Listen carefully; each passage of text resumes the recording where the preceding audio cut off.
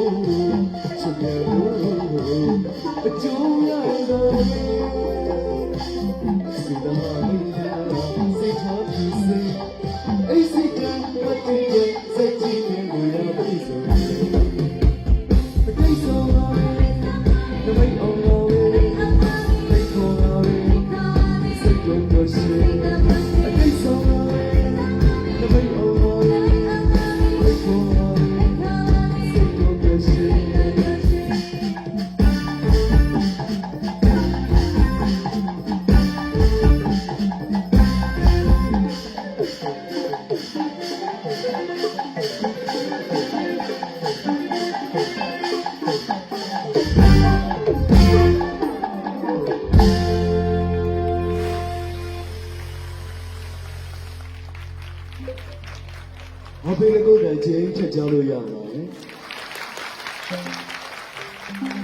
ကျေးဇူးရိုက်တင်ပါတယ်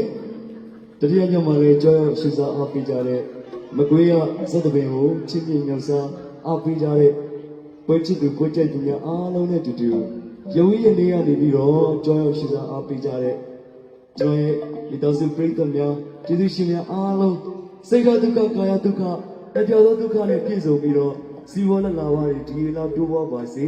အနေခတ်သိမ်းမှကင်းဝေးပါစေလို့စုမကောင်တောင်းရင်းနဲ့တခုတည်းလေးထည့်ကြခြင်း